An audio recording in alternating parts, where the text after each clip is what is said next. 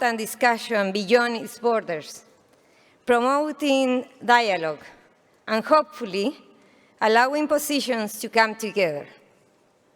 The conversation with the rest of the world teaches us that there are many problems and difficulties that we have today that other countries have already solved, and therefore we are not alone in these difficulties. Furthermore, we are not alone in the challenges we have for the future.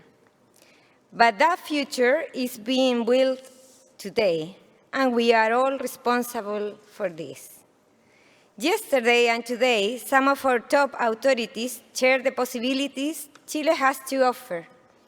Minister Mario Marcel about the macroeconomic scenario in the country, Minister Diego Pardo, who had an intense agenda this morning on energy and green hydrogen, José Miguel Benavente, head of Corfo on lithium.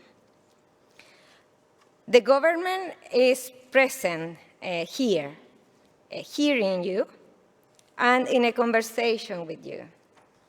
As you know, the relationship between Chile and the United Kingdom is long-standing and the highest importance of our country. In fact, with these activities, we are also celebrating 200 years of diplomatic relations. In 2019, Chile became one of the first countries in the world to sign a bilateral trade continuity agreement after the UK left the European Union, giving certainty for the trade relationships and protecting jobs in both countries. Last year, Chile exported more than $600 million to the UK. And something I would like to underline is the importance of this country to our non-copper exports, as well as for the export of services. Indeed, the UK is the first destination market for Chilean exports of services in Europe and fourth worldwide.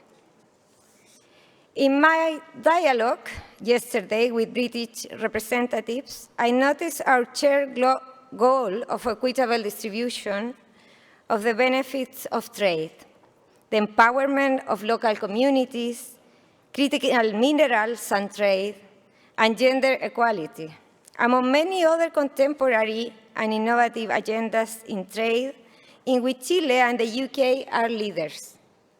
I have to say that my counterparts in different countries agree that Chile can significantly contribute to face the triple climate crisis based on electromobility, green mining, or the change in the energy matrix, among others.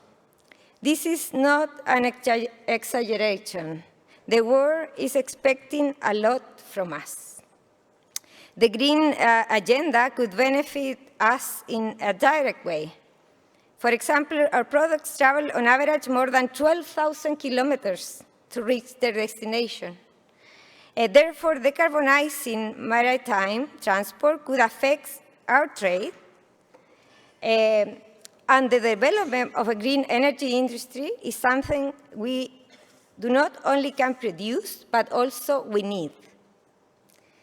The government of President Boric is also committed with increasing the productivity of our country, which has not increased in the last 15 years.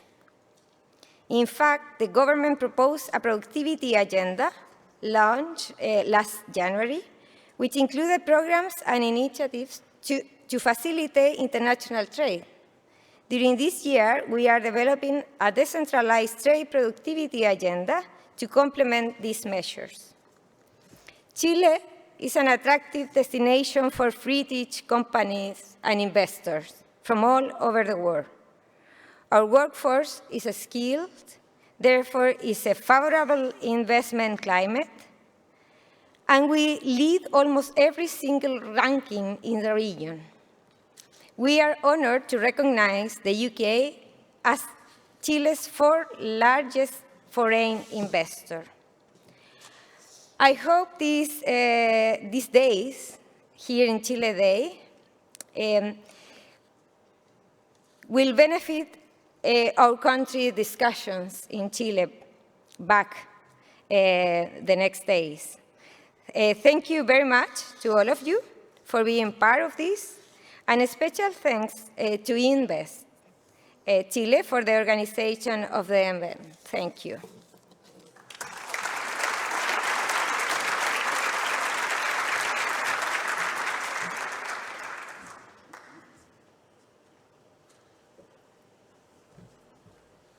Minister Marcel,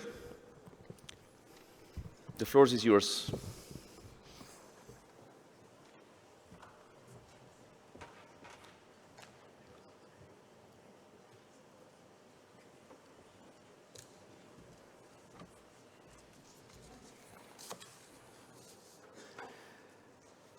Okay, well, good afternoon to everyone, and we are now at the end of this 12th edition of Chile Day London.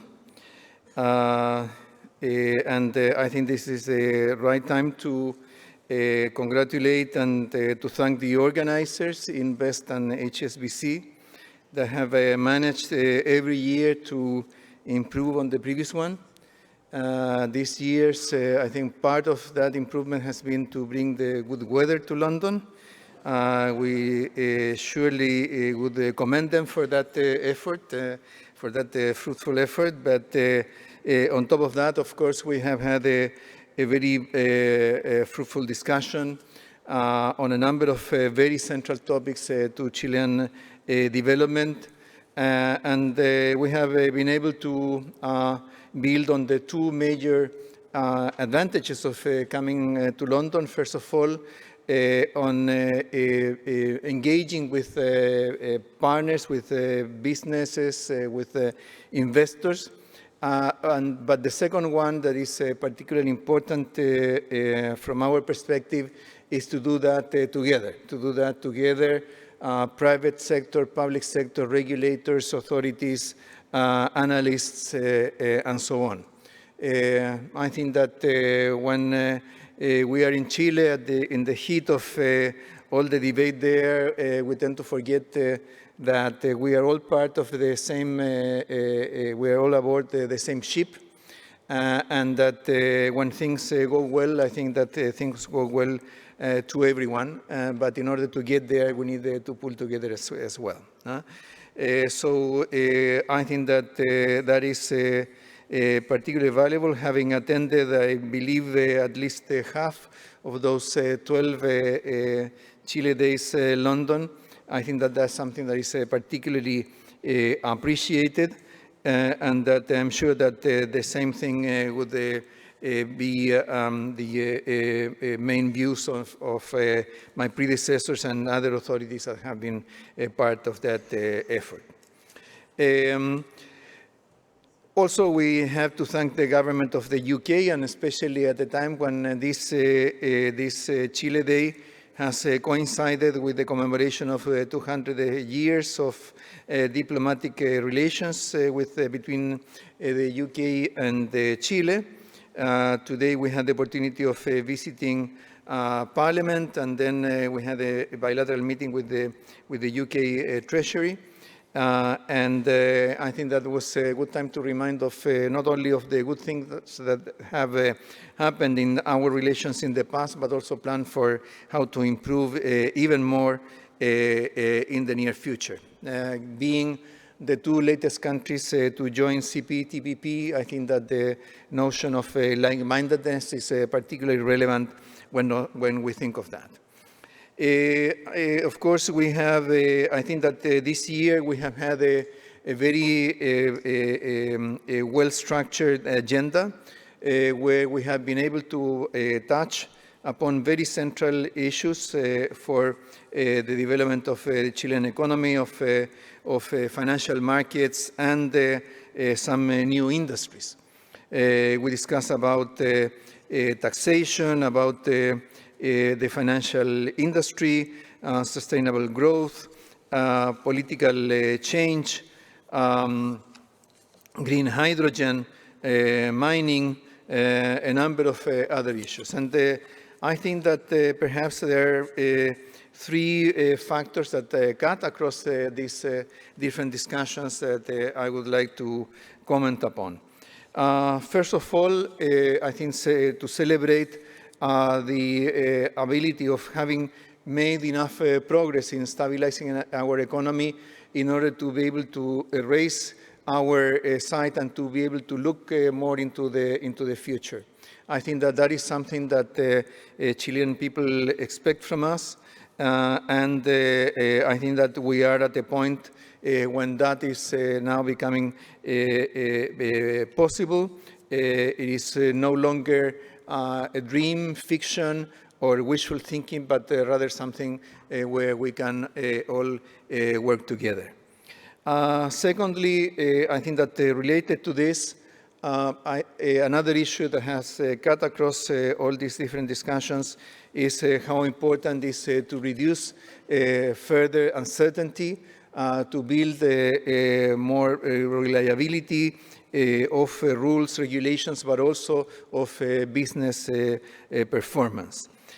After 4 years of very high uncertainty, not only in Chile but elsewhere in the world, I think that there is a lot of fatigue on that, and what business, households, common citizens expect from us is to work towards generating a future that can be better predicted, that can be you prepare for, rather than just to suffer on all the shocks or surprises that may come to you. So I think that's a second dimension that where we can, on the one hand, identify a very important need in Chile, but also to see that we have made already progress there, and to see, how we can make further progress and where that can come from.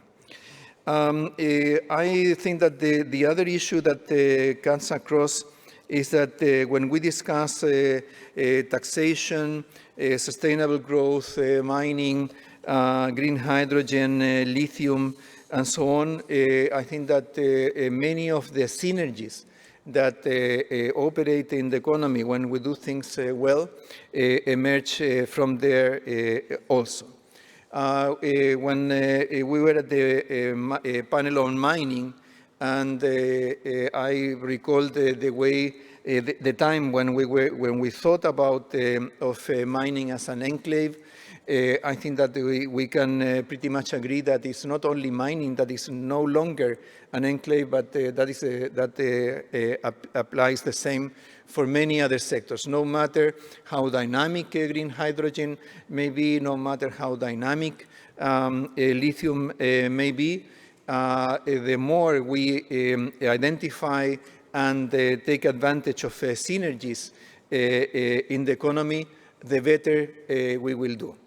And that goes both for these developing industries and developing strands of development, but also from some more classic and basic ones, particularly institutions, an issue that has surfaced in a number of discussions, and politics as well.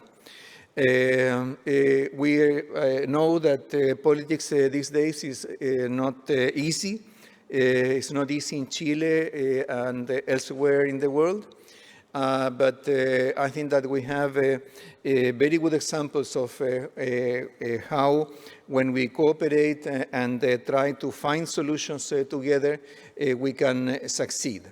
I quoted in the mining panel the experience with the royalty on mining. I mentioned two key actors that joined us in this meeting that were very central to in building a dialogue and reaching agreements. And I think that both on the side of the industry and on the side of politics, and I think that that is a very good demonstration that no matter what our difference may be politically or being a private or public sector, I think that we can find appropriate solutions and to be creative together. I think that a country like Chile, a small open economy, we have not left that category, and we will remain so for